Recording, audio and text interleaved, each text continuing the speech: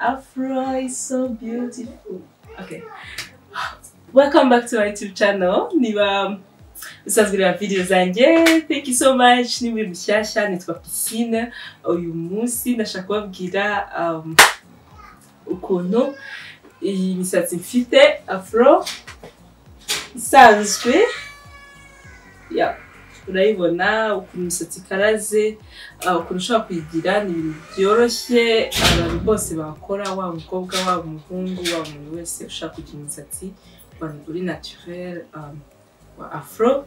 Ni ibintu bisanzwe byoroshye cyukora no gukurikiza inama nkubwira niba ari inama sinzi. Yes, nawe ukagira imisatsi myiza. Ya mushyashya utarakora subscribe, please kora subscribe. Mbereka video nziza zo gukora makeup, imisatsi, beauty. Yeah, even my t-shirt is like find beauty in the small little things. Yes. Yeah, beauty. Yes, a t-shirt keza naguze muri Bossini. Yeah, bagira ngiza. Nisize niba ari lipstick, niba ari lip gloss maraye cyane ya Fair White naguze muri Monaco Cosmetics. Nakoze makeup zonsanzwe nkora ni foundation ya Fit Me.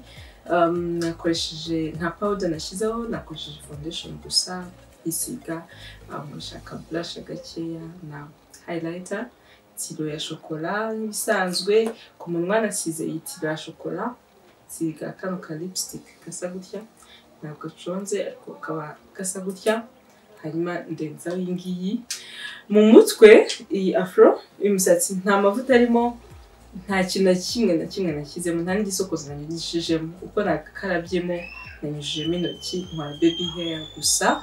Urumva ko rero ari hairstyle ya mbere ibaho yoroshye. Niba ari umwana yabikora gusa upfa kuba ukurikije ibyo ngiye kukubwira. So yeah,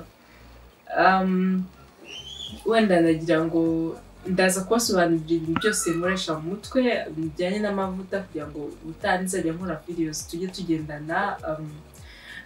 Yeah, nakoresheje iyi kantu, murabizi ko nkoresha kantu. Shampoo yanashizemo. Yeah, koga mu mutwe nari nkuyemo ibituta, noga mu mutwe bisanzwe. Hari video naberetse yo gukuramo amabu umusatsi usobanye.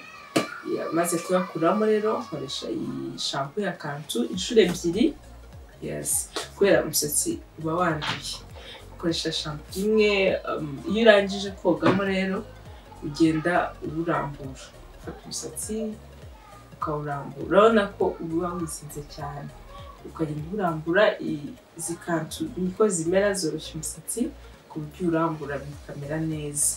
Hanyuma ndangije umusatsi wanjye wari wumye bishoboka, handi ukora kumva igihe no gukata intoki.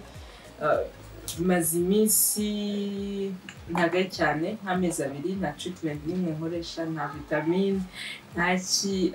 Ubundi no mu gihe cy'imvura umusatsi ukunze kuma sinzi impamvu. Rero wari wumye cyane ku buryo ushobora kuri risque zo gucika, cyane ko n'ubushize nari nakoresheje heat sèche. Birashoboka ko nabyo ushobora kuba ari impamvu. Rero nahise nkoresha aya mavuta yitwa linseed oil cyangwa se flaxseed oil. Ava muri imbuto n'igihingwa cyitwa flaxseed. Aya mavuta nayaguze kuri supermarket yitwa Shop and Save Kibagabaga kuri Divya Party Hotel. Niyo bayacuruza 2,000. Bahacuruzamo abantu banzara Abahinde. Ubundi Abahinde nibo bakunda gukoresha amavuta linseed oil cyangwa se flaxseed oil. Ni amavuta meza cyane. Barayakoresha kuyarya, kwisiga, gukoresha umusatsi. Njyewe ntabwo nyashira amakenga cyane kuyarya, ariko nyakoresha umusatsi wumye. Ugakoresha nka mask, ntabwo ari amavuta rero usigamo ngo ugende nk'ibisanzwe, kuko afitemo omega 3 fatty acids. akagiramo n'ama proteins. Rero protein nyinshi, vitamine nyinshi ku musatsi ntabwo ari nziza, zituma umusatsi ucika. Burya n'amazi y'umuceri yakoresheje ntabwo ari byiza gukoresha inshuro nyinshi ko umusatsi awusha imbaraga, biba heavy, birawuremerera, umusatsi uba woroshye ukeneye koroherwa. So amavuta uyasigamo maze gukoresha shampoo, umusatsi ugitose nyasigamo ahantu hose, hanyuma iminota 15 nambaye kagofero ko muri shower kishashi, iminota 15 igashira nyogamo akavamo nkoresheje conditioner, ni cream conditioner ya Kantu nayo Shea Butter. So ni ibintu bitatu byonyine nakoresheje kugira ngo ngire iyi afro. Nta kindi kintu kirimo, sindasigamo amavuta. Urabona ko umusatsi udafite umwera kubera ko mba nakoresheje amavuta mbere. Iyi cream conditioner nayo ni cream, ntabwo imera nk'isabune ariko ntabwo ituma amavuta yose ashira mu mutwe. Iyi vitamine rero ituma umusatsi umererwa neza, ukura, ubyibuha. Abantu bavuga umusatsi wawe urapfuka, umeze uranutse, umeze nabi, ni igisubizo cyane ukoresha bisanzwe makeya. So ni ibintu bitatu nakoresheje. Kantu ubundi iyi cream conditioner ituma nyine umusatsi umera gutya w'Abanyafurika, ari ijwi nk'uyu wanjye ukizinga cyane, yari n'amarende nayo afite kuyizinga ukabona nyine ni byiza. So iyi niyo wash and go, nta kindi, nta gisokozo, nta yandi mavuta nasizemo. Ubu ngubu nibwo ngiye gusigamo amavuta kugira ngo nkomeze nabasobanurire ibintu nkoresha umusatsi wanjye. Iyi ni black seed oil, ni nshyashya ntabwo nsinzwe nyikoresha ariko nayikuze umusatsi, niyo nshaka kugerageza nkakoresha hano ku mubiri.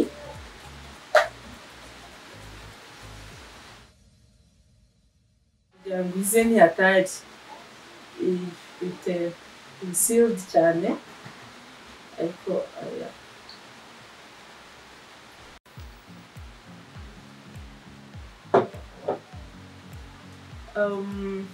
ndagenda nyasiga ku mubiri. Imvura irimo kugwa, ndashaka ko byihuta, ndashaka kudasigamo menshi, naza kubikora nyuma. Umusatsi rero umeze gutya ntabwo wagutera ubwoba wenda ko ushaka kuzasorana. Urabona ko nta kibazo nshatse kurambura kuko Kantu nicyo kiza cyazo, umusatsi uguma urambutse. Urabona ko wanakuze, ushize uyu w'inyuma niwo nabashaga kugeza hano, none hashize ukwezi kumwe. Urabona ko ari sawa, umusatsi warakuze cyane. Ngiye gukoresha nanone Jamaican Black Castor Oil, murabizi ko ayo nkoresha ku musatsi hano. Ku mubiri nakoresheje Black Seed Oil ko nayo irawukuza. Jamaican Black Castor Oil ni nziza, hari kusiga kuri scalp ku mubiri, hari no kwisiga ku musatsi uyu nguyu kuri chevelu, kubera utuma komera ukanabyibuha. No ku ngohi na hano hose urawusiga iyo ushatse. So niyo ngiye gusigaho. Aya mavuta yose nayaguze muri Ami Body Organics, amavuta ahendutse cyane, ndumva nta namwe agura 10. Ni amavuta ahendutse ariko urebye ukuntu akora umusatsi wanjye, murabona ko umeze neza cyane. Ami Body Organics ni brand yaje gukemura ikibazo cy'imisatsi na skin ku giciro gitoya, kandi ukabona amavuta wisangamo uko waba umeze kose n'umufuka wawe. Urugero nk'iyi Jamaican Black Castor Oil nayiguze 5,000, hari ahandi henshi mubizi mu mujyi ugera 20-25. Ukibaza guys, niba ikintu ari cyiza ntabwo ari ngombwa ngo mugihende cyane, kuko bidekuraje abantu, bituma abantu bumva batagura. Kuko ntabwo urabona nkanjye mbakoresha amavuta menshi, yasiga ku mubiri, yasiga ku musatsi, ntabwo wagura ibintu bihenze cyane ari byinshi cyane. so uyu munsi ndasigamo ibi gusa ubusanzwe ushize naberetse iyi Hollywood Beauty castor oil nayo n'amavuta nsiga mu mutwe ariko umva ntabwo wasiga amavuta menshi nababwiye ko mu mutwe umuntu asigamo amazi kenshi rero wazashyiramo amazi kubera amavuta atwikira umusatsi ntafate amazi ntagire icyo awumarira kandi umusatsi utabona amazi uruma ugacika ubusanzwe rero iyo nashaka ko biba afro gutya mpita nkoresha iyi Cantu living conditioner ni conditioner nayo iberetse nkuramo amaguru ni conditioner ushyira mu musatsi utose ukawusokoza ugahita usokoreka neza cyane ukarambuka ushaka yandi mavuta navuga ayo mu mutwe izi Cantu zose naziguriye Kicukiro Centre mu isoko rishyashya muri flow ya mbere ya kabiri muri etaje ya kabiri umuntu uzicuruza kubera amakantu agira pirate nyinshi wambaza wenda inbox nkaguhereza nyuma y'umuntu uzicuruza uzikeneye n'iyi Hollywood Beauty castor oil nayo nayiguze muri iyo shop yitwa Amazing Shop. Yes, ni eco murabizi ko amavuta umuntu asiga mu mutwe ashaka ko umusatsi woroha ukaba wabasha kusokoza ni gel ukaba wafunga shinyo cyangwa ukosokoza ukundi ushaka kuryamisha muri make eco iyo ibikora. Hari iyi gummy styling wax niyo nkoresha baby hair nayiguze muri Masha's Boutique ni kwa Makuza muri floor ya kabiri ya Masha's Boutique niyo bacuruza. Hari iyi Cantu coconut curling cream. Iyi curling cream rero ntabwo nkunze kukoresha kubera ko ntabwo nkaraga imisatsi yanjye kenshi ariko iyo ushaka gukaraga umusatsi biriya bavuga ngo ikiroso ibiki byabigisha ukuntu ukaraga umusatsi ukoresheje iyi curling cream ugakoresha n'iyi living conditioner gusa ibyangombwa wenda ukoresha n'amavuta kugira ngo umusatsi utagira umwera nta bindi nabyo kujya kugura ibiroso bitandukanye wanabikoresha umusatsi ugasobana usokoza bikazagorana. So icyo nashaka kubabwira rero ni ukuntu nagize iyi afro numva ko byoroshye. Shampoo nayikoresha inshuro ebyiri koresha aya linseed oil ariko ntabwo ari itegeko hanyuma ni cream conditioner gusa warangiza ugakarabamo wamara gukarabamo umusatsi uhita wiyegeranya ukamera gutya. So thank you so much. Ntibagirwe gukora subscribe niba utarayikora. Wanyandikira muri comments nkunda feedback yanyu cyane abantu bafite imisatsi naturel twakungurana inama n'abashaka kugira cyangwa se n'abandi bose bakunda video zanjye. Thank you.